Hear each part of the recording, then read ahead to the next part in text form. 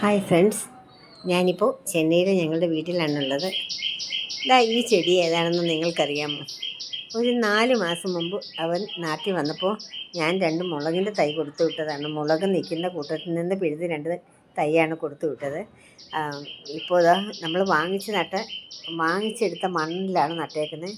നഴ്സറിയിൽ നിന്നൊക്കെ മണ്ണൊക്കെ വാങ്ങാൻ കിട്ടും. അതൊരു വാഴയ്ക്കാൻ മുറിച്ചിട്ട് അതിനകത്താണ് നട്ടിരിക്കുന്നത്.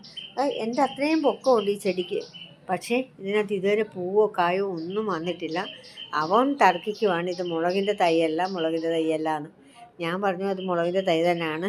അല്ലെങ്കിൽ ഇതിൻ്റെ കൂട്ടത്തിൽ നിന്നൊക്കെ എനിക്ക് മുളകിൻ്റെ തൈയായിട്ടാണ് കിട്ടിയത്, കാന്താരി മുളകിൻ്റെ തൈയായിട്ടാണ് കിട്ടിയത്.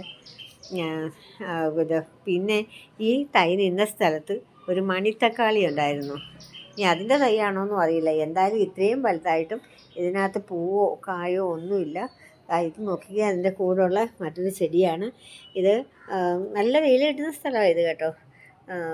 ഇത് വലുതായിട്ട് വളർന്നു വരുവാണ്. അത്രയും ഹൈറ്റ് ഇല്ലെങ്കിൽ പോലും നല്ല ബുഷായിട്ടാണിത് വളരുന്നത്. പക്ഷേ ഇതിനകത്തും പൂവും കായും ഒന്നുമില്ല. നമ്മൾ സാധാരണഗതിയിൽ നട്ടാൽ ഇതൊന്നും ഇത്ര പെർഫെക്റ്റായിട്ട് വരത്തില്ല. നോക്കിക്കേ, നല്ല ഭംഗിയായിട്ട് നിൽക്കുന്നു.